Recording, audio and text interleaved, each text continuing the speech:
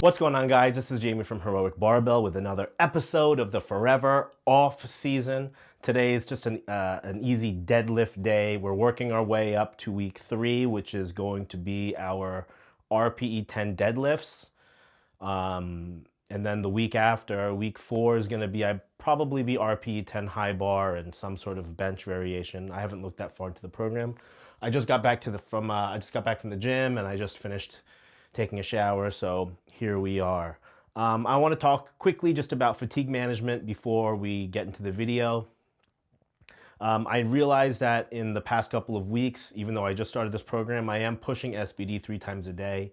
And I'm pushing the deadlift on the deadlift day pretty hard. I'm pushing the high bar squat pretty hard, and I'm pushing the variation of bench, which this block is going to be a chained bench press. I'm pushing those relatively hard, all for higher reps, sets of 10 or 8 for deadlifts.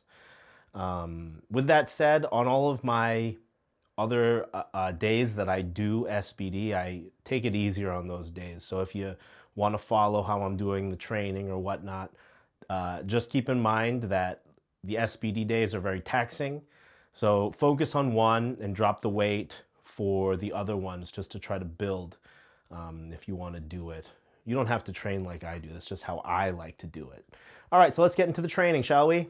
All right, so we're starting here with deadlifts. That was the main focus of the day. And I decided for a top set of 220 kg. It actually felt way easier than I thought it was going to be.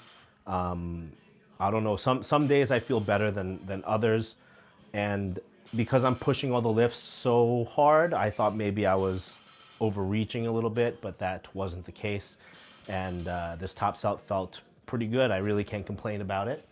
If we go here to back offs, 190 for, I believe, 2 or 3 sets of 8. These also felt fine. I can't really complain about these either. The speed off the floor is good.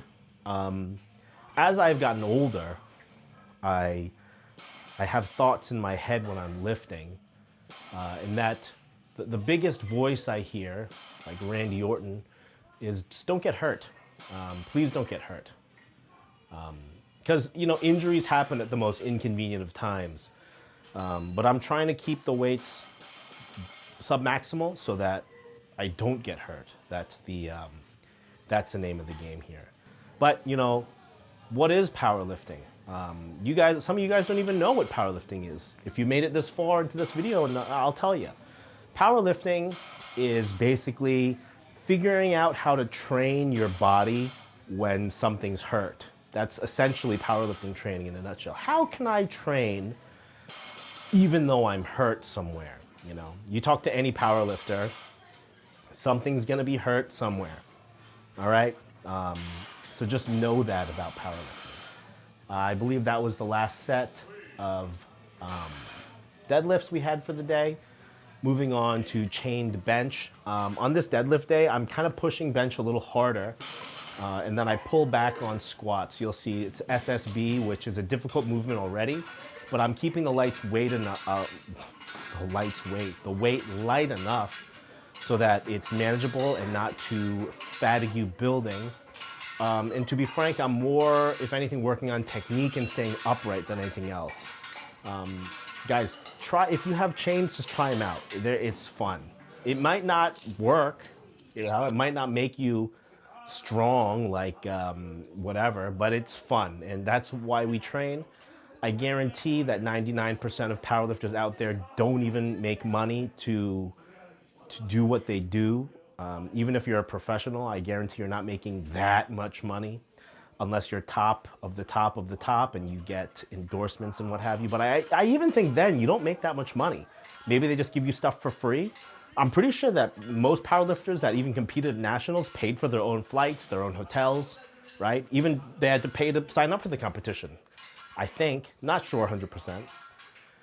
Other thing, congratulations to all the lifters who competed all over the world this past weekend. I know in Korea we had a pretty fun meet in Busan. Not good luck, but congratulations to all the lifters who competed and put their hearts and their blood and their sweat on that platform. SSB, it's not even that heavy. I think each set of chains are like 10 kg each, but not all the chains are dangling. So I'd say maybe 7 kg around there on each side. So 14 kg total added to that.